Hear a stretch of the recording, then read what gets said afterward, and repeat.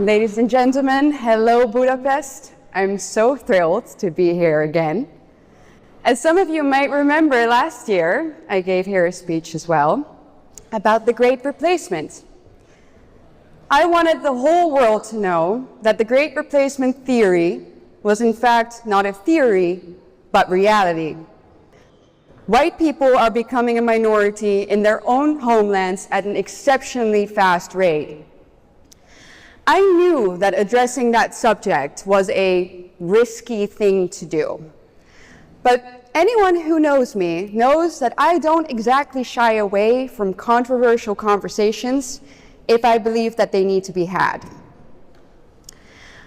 On my way back home, I posted my speech on X. After a mere 24 hours, the speech hit 30 million views. Thank you.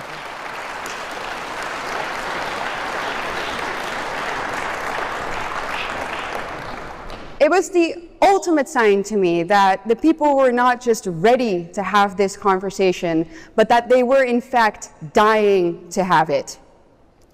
Their concerns and experiences that had been ridiculed and dismissed for decades were finally being brought to light.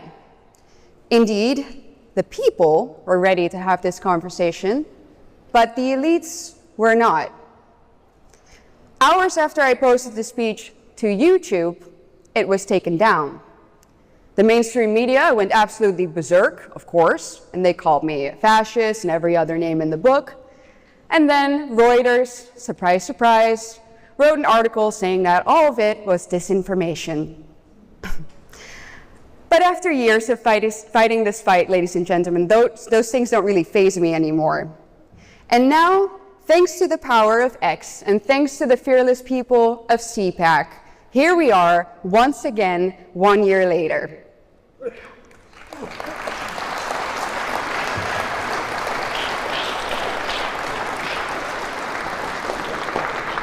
What has changed in that 1 year?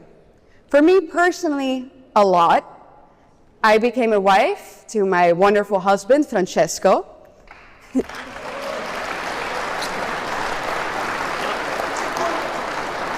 And I became a mom to our beautiful baby boy, Filippo Leonard.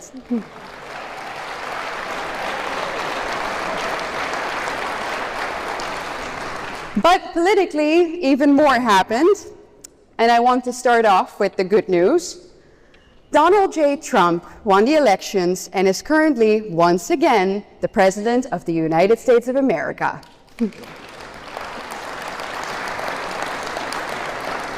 And not only did he win the elections, he is making America great again at such a record speed that it's hard to keep up with. Within just months, Trump managed to start mass deportations, banned sex change procedures for children, and he left both the World Health Organization and the Paris Agreement.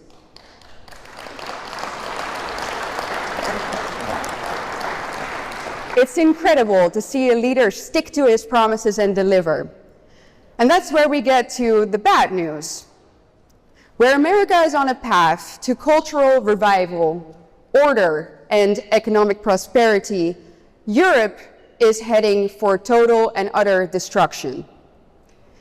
In last year's speech, I walked you through an average week in Europe, talked about rapes, stabbings, and terror attacks that were committed by migrants and still are committed by migrants on a daily basis.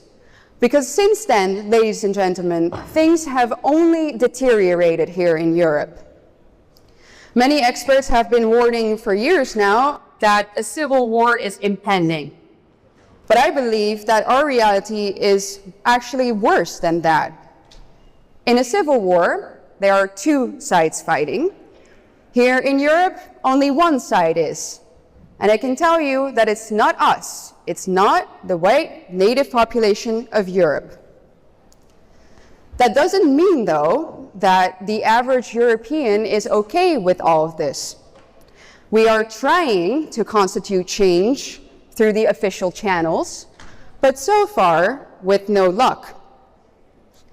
For example, in my country, the Netherlands, Geert Wilders' party got a whopping 25% of the votes in the elections of 2023. That's more than he's ever gotten before. And Wilders' single most important aim has been to close the border. In fact, our current government has implemented the, and I quote, toughest immigration policy our nation has ever seen. The result? 130,000 immigrants entered in the past year alone. Despite Wilders' efforts, so much so for the toughest immigration policy we've ever seen. And this is a pattern we see everywhere in Europe. Right-wing parties win the elections. In some countries, they even win with 30% of the votes. But since they never gain an absolute majority, coalitions have to be formed. And what always ends up happening is either one of the three following options.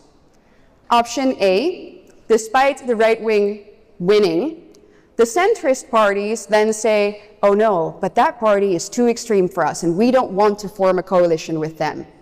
Or option B, even if a coalition does get formed, the policies get watered down so much so that nobody gets what they voted for.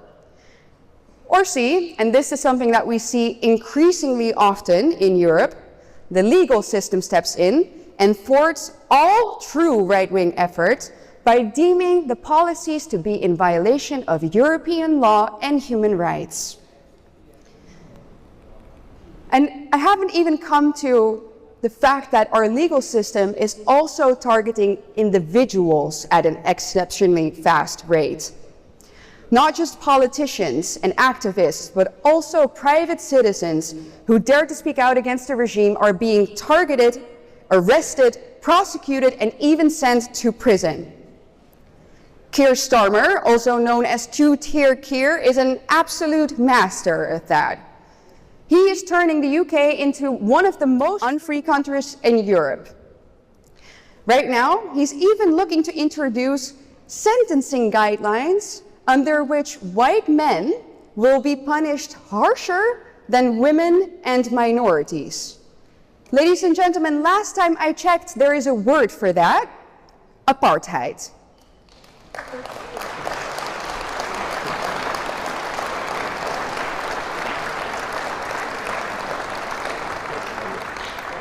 And allow me to give you a few more examples of how dire the state of the rule of law in Europe really is. 2 weeks ago, I gave a speech in Milan at a remigration summit.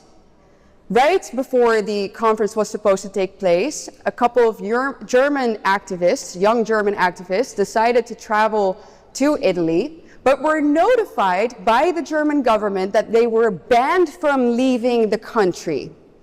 Why? Well, because it would damage Germany's reputation. Yes, you heard me right. Potentially damaging your government's reputation, whatever that may be, is now ground for them to take away your constitutional rights.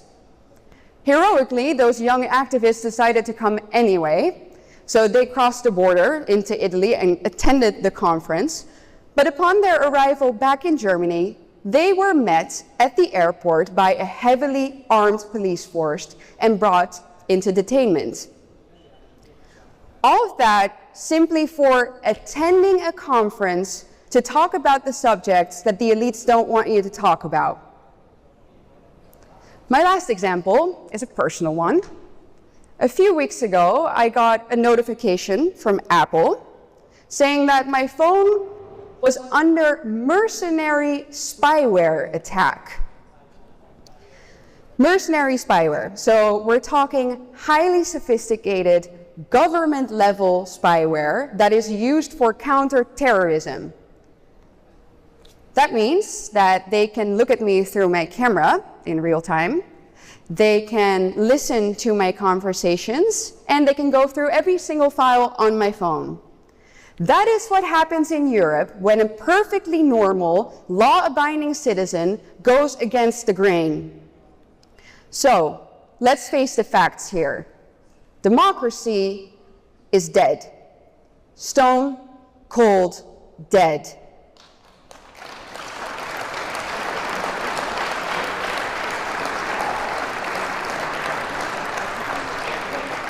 However, the illusion of democracy is very much kept alive. We are being ruled by leaders who claim that they are democratic leaders, and they force us to play along with their games. In fact, many people do so happily. And that is what makes modern-day tyranny arguably worse than what we see in the history books. In the DDR, you at least knew that the government was listening in on you. In the USSR, you at least knew that going against the government could end you in the gulags. In Mao Zedong's China, going against the government was something that surely would have you met with violence. But make no mistake, being a dissident now is just as dangerous as it was back then.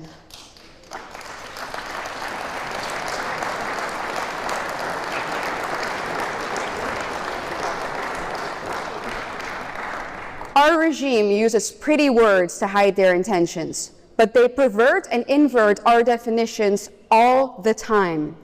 They say that to maintain peace in Europe, we need to go to war with Russia. They say that to protect democracy, we have to ban right-wing parties. And they say that to safeguard freedom of speech, they need to censor disinformation. Just like in Orwell's 1984, war is peace, freedom is slavery, ignorance is strength.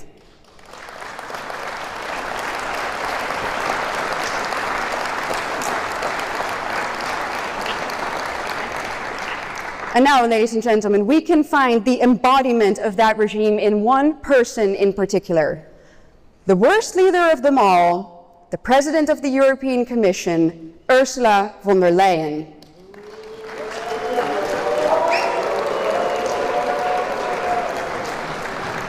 America got 4 more years of Trump. We, here in Europe, got 5 more years of Ursula von der Leyen.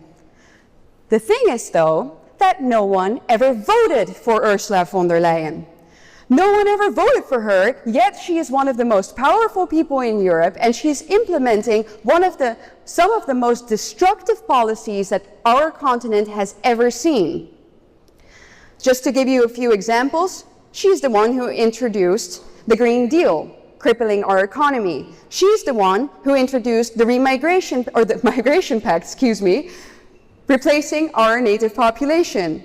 And now she's attacking our national sovereignty even further by introducing the Rearm Europe program, an 800 billion euro defense fund mostly used for Ukraine, a country that isn't and should never be part of the European Union.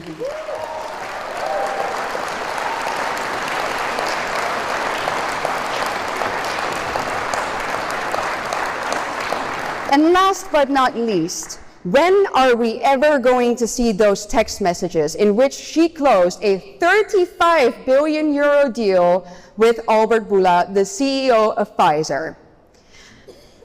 As I told you earlier, Ursula von der Leyen and the Eurocrats are most likely the ones reading my private messages, those of a private citizen. When are we going to see hers, those of a public servant spending billions and billions of our taxpayers' money?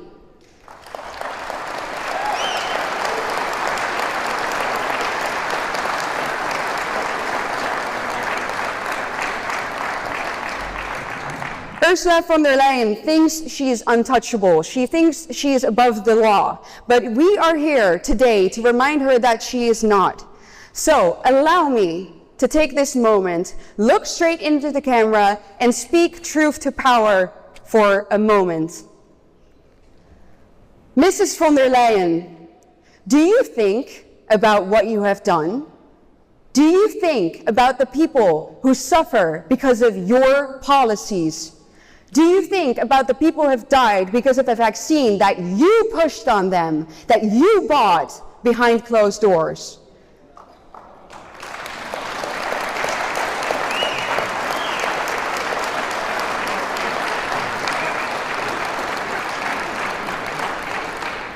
Mrs. von der Leyen, do you ever think about the cries of the mothers who cry at night because their children were raped or murdered by immigrants that you let in?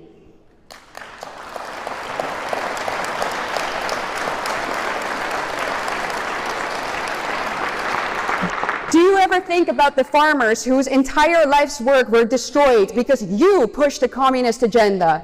Do you ever think about the people who cannot afford food for their children because you implemented policies that are crippling our economy while you were able to send your 7 children off to the most expensive schools in Europe? Do you ever think about that?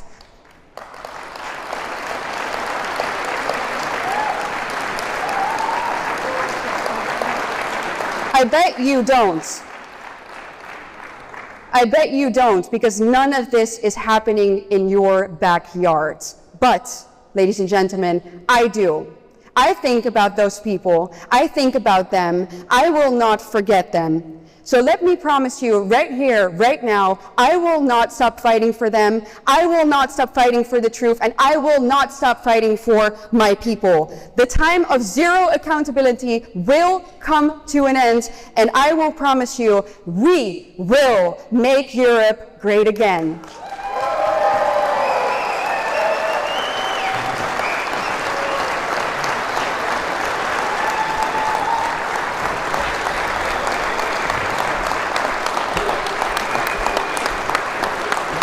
Brilliant. It was fantastic. Thank you very much. Thank you.